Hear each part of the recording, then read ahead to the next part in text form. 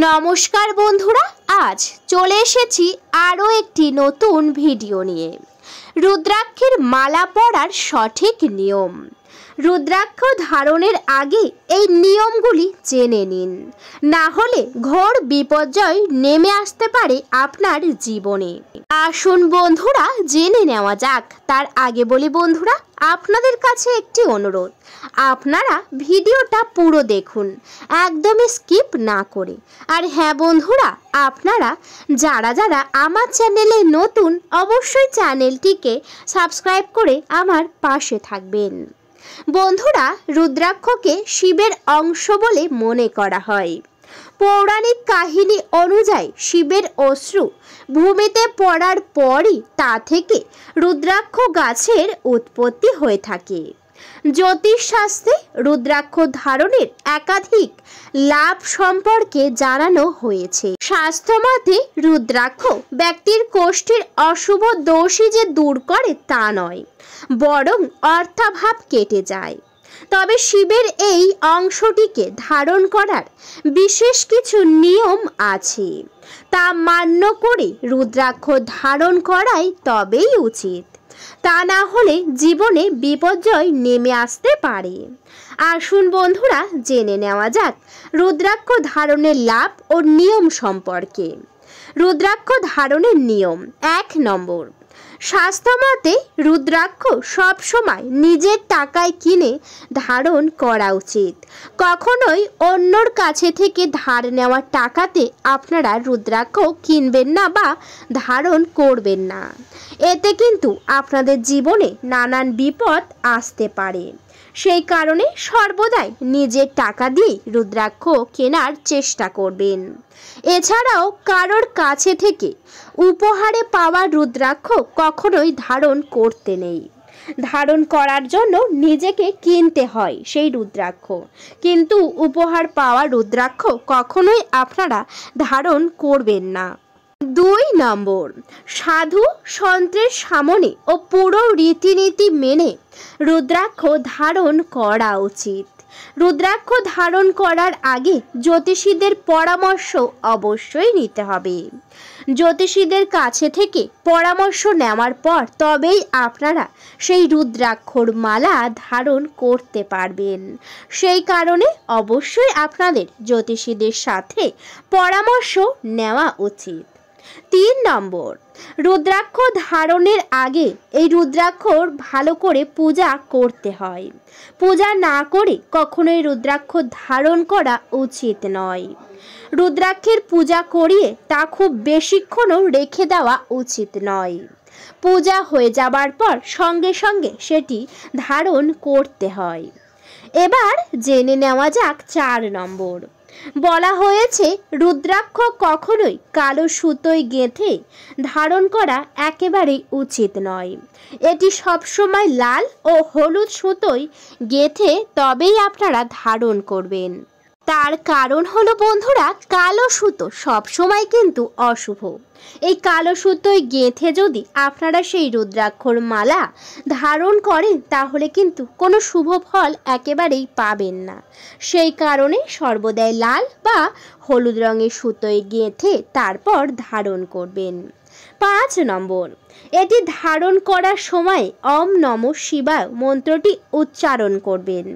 এটি অত্যন্ত পবিত্র একটি মন্ত্র। নোংরা হাত দিয়ে রুদ্রাক্ষ স্পর্শ করতে নেই। সেই কারণে পরিষ্কার হাত দিয়েই তারপর রুদ্রাক্ষ আপনারা স্পর্শ করবেন।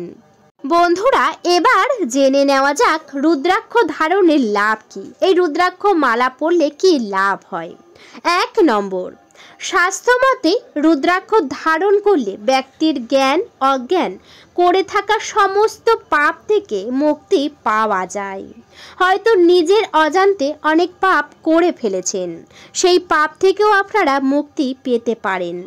এটি ধারণ করলে ব্যক্তির জীবনে সুখ শান্তি বজায় থাকে এবং সমস্ত দুষ্প্রভাব থেকে দূর হয়। সেই কারণে রুদ্রাক্ষর মালা ধারণ করা অত্যন্তই শুভ। 2 নম্বর, রুদ্রাক্ষ ধারণ করলে ব্যক্তির শক্তি বৃদ্ধি হয়। এর পাশাপাশি অবসাদ কমে। কারোর উচ্চ রক্তচাপের সমস্যা থাকলে তাও রুদ্রাক্ষের প্রভাবে কমে যায়। সেই কারণে যদি আপনাদের মধ্যে কেউ অসুস্থ থাকেন বা প্রচণ্ড রক্তচাপের সমস্যা রয়েছে, তাহলে অবশ্যই আপনারা এই রুদ্রাক্ষের মালা ধারণ করতে পারেন। এতে আপনারা শুভ ফল পাবেন। 3 নম্বর, রুদ্রাক্ষ ধারণ করলে স্মৃতিশক্তি ও একাগ্রতা বৃদ্ধি পায়। এর পাশাপাশি ত্বকের রোগ দূর হয়। অনেকে দেখবেন বন্ধুরা চর্মরোগ, এছাড়াও ত্বকে অনেক রকম রোগ থাকে। এই রুদ্রাক্ষের মালা পরলে অবশ্যই সেটি দূর হয়ে যায় এবং রুদ্রাক্ষের মালা স্মৃতিশক্তি অনেকটাই বাড়ায়। যদি কারো স্মৃতিশক্তি অনেক কম থাকে তাহলে অবশ্যই আপনারা পরতে পারেন এই রুদ্রাক্ষের মালা। এই রুদ্রাক্ষের মালা পরলে কিন্তু স্মৃতিশক্তি অনেকটাই বেড়ে যাবে।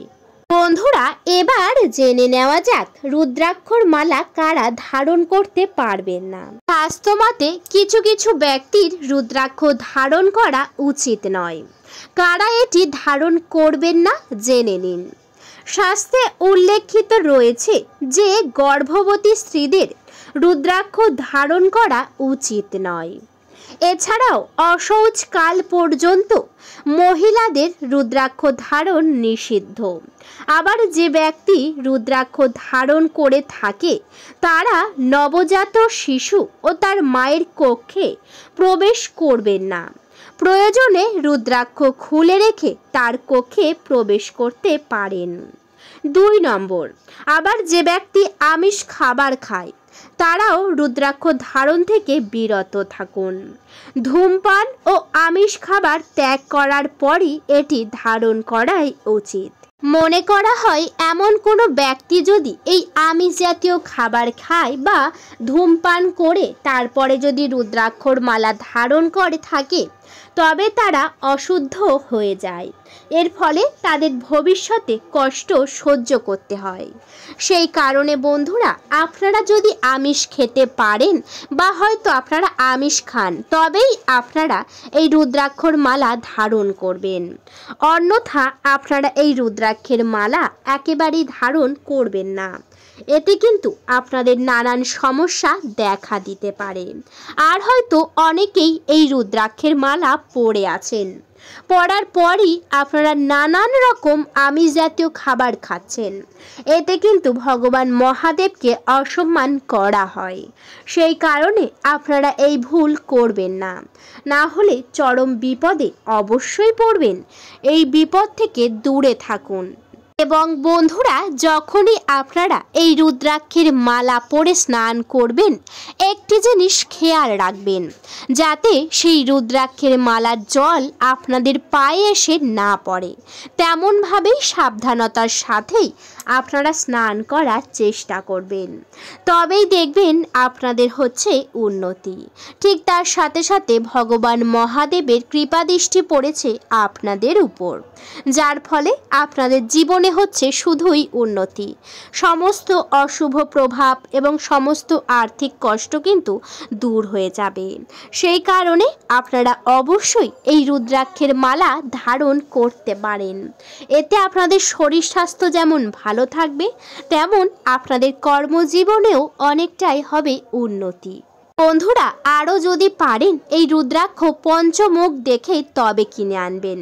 বন্ধুরা, পঞ্চমুখ মানে রুদ্রাক্ষর ফলটির উপরে দেখবেন 5 দিকে মুখ থাকে, এমন যদি রুদ্রাক্ষ পান তাহলে অবশ্যই নিয়ে আসবেন।